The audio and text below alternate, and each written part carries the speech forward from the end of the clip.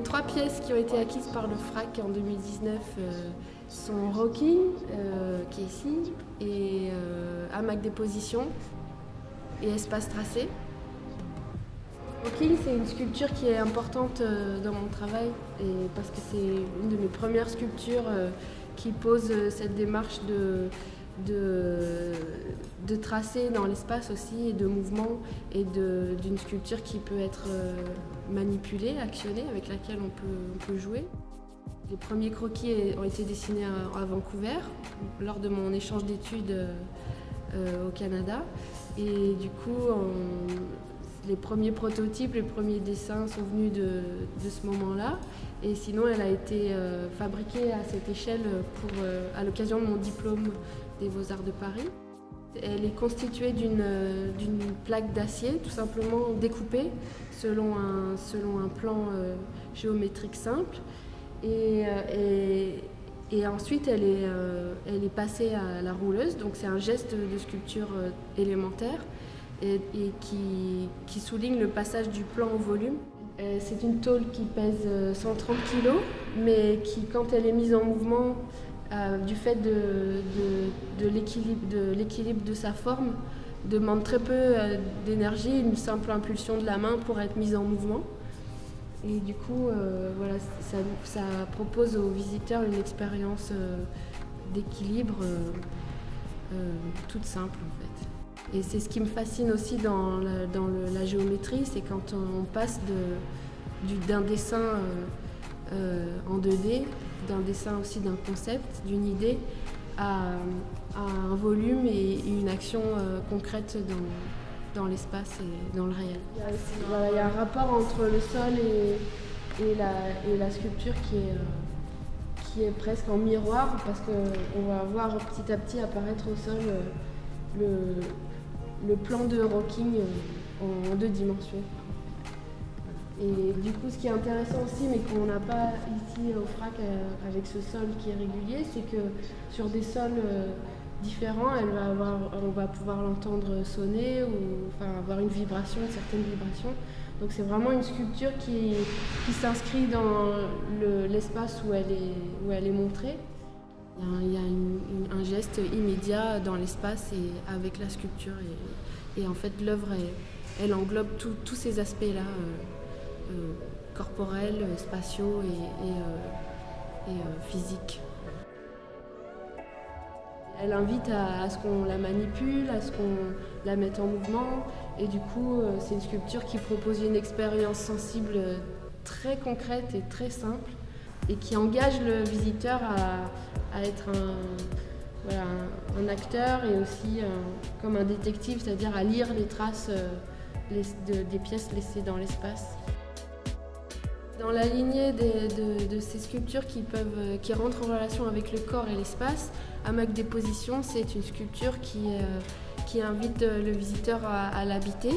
En fait, il s'agit d'une structure en acier qui fait un arceau, un demi-cercle qui est fixé au mur et qui a 2 bras en métallique qui s'avancent dans l'espace et sur lesquels est déposé un bandeau de coton. Et en fait, c'est une pièce murale et qui est un peu à la lisière, qui frôle un peu la peinture, qui fait référence à la peinture puisque c'est une pièce qui est accrochée au mur, mais qui peut aussi faire référence au design parce qu'on peut l'habiter. La recherche sur ces sculptures actionnées par le corps me tire aussi vers la performance.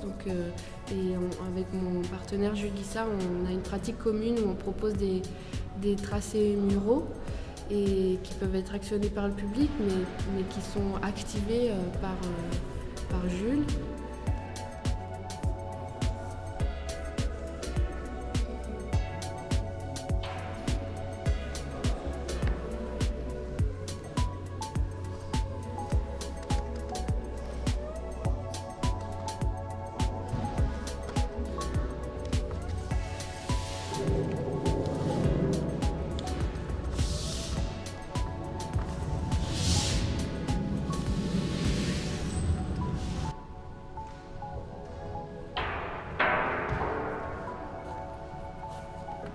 travaille avec Jules Guissard depuis 15 ans maintenant et du coup on a chacun nos pratiques de sculpture qui s'inspirent évidemment, mais on a décidé d'articuler en commun une recherche sur les espaces tracés, qu'on appelle les espaces tracés, qui sont des dispositifs de tracés dans l'espace qui sont souvent conçus pour un espace spécifique et qui, quand ils sont installés dans cet espace, révèlent les propriétés du lieu et tracent des formes géométriques, souvent des cercles, des arcs de cercle, sur le sol, sur les murs, et ils permettent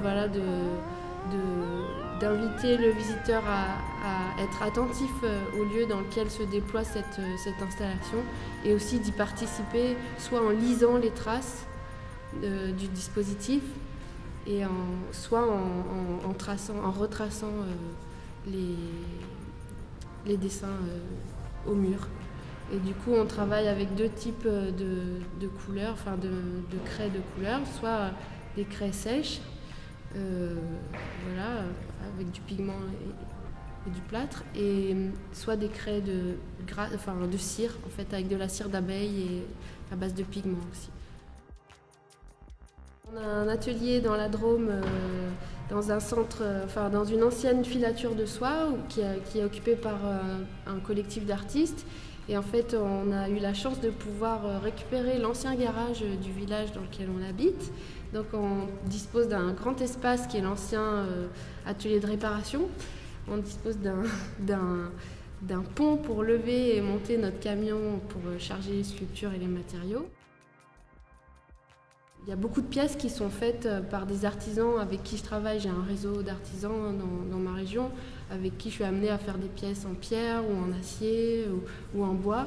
Et moi, ça me plaît beaucoup d'être en dialogue avec des personnes qui maîtrisent et qui ont un respect de la matière avec laquelle je veux travailler.